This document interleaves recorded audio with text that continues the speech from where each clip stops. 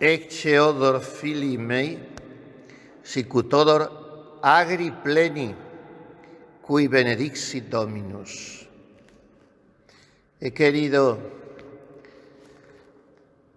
leer la epístola y el Evangelio en lengua vernácula porque Benedicto XVI, en su motu proprio, ofreció esa posibilidad y porque eran hoy muy largas y para que las comprendieran bien al no tener misal como no lo tienen en la mano.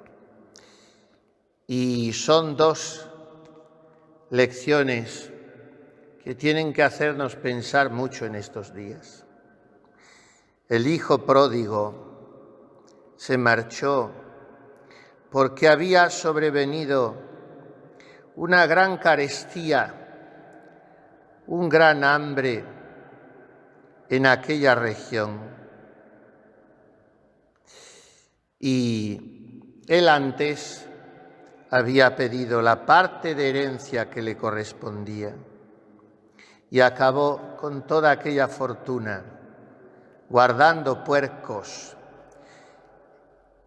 y antes había vivido como un puerco él mismo y como se había hecho uno de ellos, gastando su hacienda en los placeres lujuriosos de la carne, dice el Evangelio, pues acabó siendo un puerco más, alimentándose de algarrobas, que es a donde nos llevan los apetitos, a fagocitarnos con ellos. Y el que es perezoso pierde la fuerza, y el que se deja llevar de la gula pierde el control, y el que es soberbio pierde el sentido de la realidad, y el que es airado pierde la serenidad y el equilibrio, y el que es lujurioso pierde la cabeza, porque el pecado nos hace quedar desquiciados, desencuadernados interiormente y absolutamente desnortados. Y así se puede aplicar en otros niveles, no graves, pero también pecaminosos. Y el que no ama el silencio queda como transformado en un palabreo andante, y el que no rinde el juicio está siempre idolatrando su propia persona, y el que está demasiado pendiente de su salud al final acaba perdiendo el deseo del cielo porque se apega a esta tierra.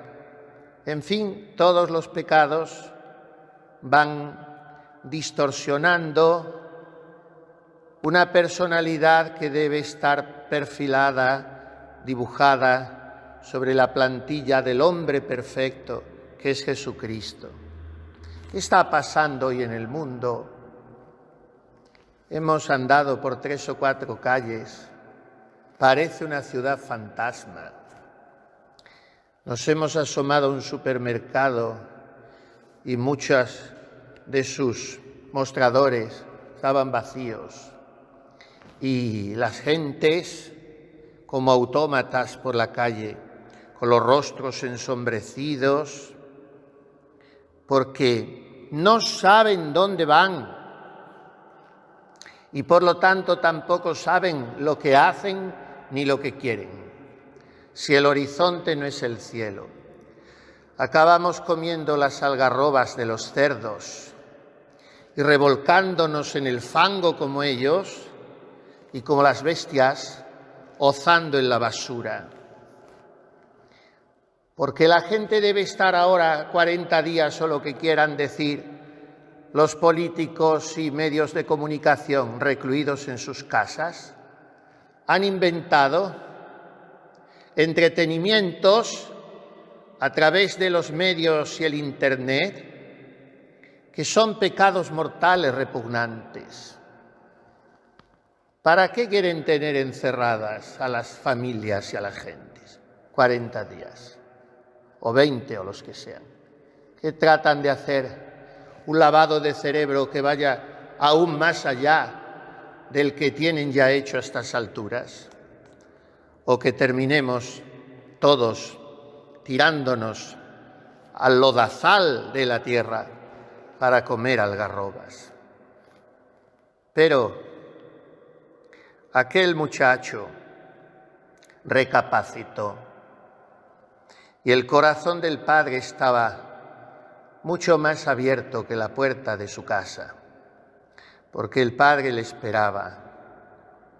Se había reído de él el hijo con una carcajada insolente. Dame lo que me toca, si no te toca nada. Dios nos está dando siempre gratis, no mucho más de lo que nos merecemos, sino absolutamente gratis, algo que nunca nos hubiéramos merecido. Y Dios nos lo está dando. ¿Cómo lo gasto? ¿Cómo lo aprovecho? No solo es que lo tengo inmerecidamente, sino que lo empleo ilícitamente. También nosotros hemos de hacernos esta pregunta. ¿Cómo empleo mi salud, mi tiempo, mis talentos, mis habilidades en beneficio de mi comunidad y de la Iglesia? ¿Cómo empleo también mis enfermedades, mis dolores, mis limitaciones, que es mucho más precioso que lo anterior todavía? ¿Cómo estoy gastando todo eso? Aquel pobre muchacho lo gastó con mujeres malas. Yo puedo gastarlo con preocupaciones malas, con sufrimientos inútiles, con pérdidas de tiempo, con faltas de obediencia, con hacerme mi propia vida, instalarme y que no se me pueda orientar o corregir, para volver a la casa del Padre, para volver a la comunidad, para volver a la verdad, porque hay tantas cosas en mí, en todos, que no son plenamente verdad y que han de ser iluminadas por la verdad. El Padre está siempre esperando, pero hace falta algo por parte nuestra. Levantarse. Et surgens venit ad patrem sum. Y levantándose, fue a su Padre. Y esto es hermoso de esta parábola del capítulo 15 de San Lucas. Solo la trae este evangelista, el de la misericordia. Es hermoso. Cum autem adduc longe esset, vidit illum pater ipsius, et misericordia motus est, et accurrens cecidi super collum eius, et osculatus esteum. Lo vio de lejos, y movido de misericordia, echó a correr, y se colgó a su cuello, habríamos de traducir. Cecidi super collum eius, cayó sobre su cuello, y le besaba como una acción continua. Y entonces el acto de fe, de contrición, de amor doloroso, de propósito sincero, de esperanza humilde, de renovación interior, de juventud recuperada, de verdad restituida por parte del Hijo. Pater, peccavi in celum et coram te. Ya non sunt dignus vocari filius tus. Padre, he pecado contra el cielo y ante ti. Ya no soy digno de ser llamado hijo tuyo. Y lo demás lo conocemos. Traed el vestido, el anillo, las sandalias, matad el carnero, comamos y hagamos fiesta, que este hijo había muerto y lo hemos encontrado vivo.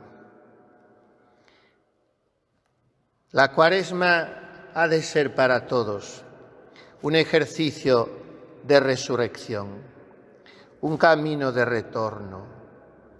Hemos de reencontrarnos a nosotros mismos, no solo redescubrir a Dios como Padre infinitamente amoroso, sino volver a encontrarme con el dibujo original que de mi persona hizo la divina providencia desde toda la eternidad. Cómo me diseñó, cómo me deseó, cómo me proyectó, cómo me soñó y cuánto dista la realidad actual de ese deseo de Dios. Ese bache, por no decir sima, por no decir abismo tan profundo, es lo que tenemos que rellenar en la Cuaresma. Y entonces tendremos olor de campo lleno y no de un campo agostado, no de una ciudad vacía, sin alma, sin vida, que es en lo que quiere convertir nuestra España y nuestra Europa, esta histeria colectiva, esta paranoia y este pánico absurdo que han sembrado, porque entonces, si se tratara de evitar un contagio, tendríamos que meternos cada uno en una escafandra, no solo en casa, porque absolutamente todo contagia. Y vivir atenazados por el miedo es acabar siendo robot a merced de quien impulsa ese terror. Entonces, un campo agostado, árido, un sequedal abrasado, produce en el ánimo una depresión y un abatimiento muy tristes. Un campo lleno de verdor, de flores y de frutos, estimula y anima. En este pasaje misterioso de la bendición de Jacob, de Isaac a su hijo Jacob, que se había hecho primero con la primogenitura, recordemos lo del plato de lentejas, y después se hace con la bendición que le pertenecía al mayorazgo, pero que con arterías tramposas, con el concurso de su madre, le sonsaca Jacob a su padre, Isaac. Este pasaje misterioso, porque nos hace ver que de los males, incluso de los pecados, Dios saca bienes, incluye un versículo muy hermoso. Para mí, uno de los más sugerentes de toda la Sagrada Escritura. Accedeadme ed amici osculum fili mi, le dice el padre, después de haber hecho varias indagaciones, ciego como era, para cerciorarse de que aquel era efectivamente Esaú, su primogénito.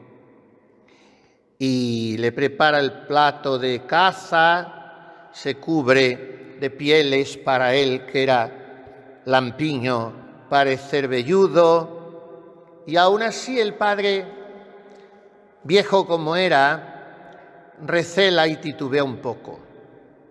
Y entonces le pide, accedeadme ed amici osculum fili mi, acércate a mí y dame un beso, hijo mío.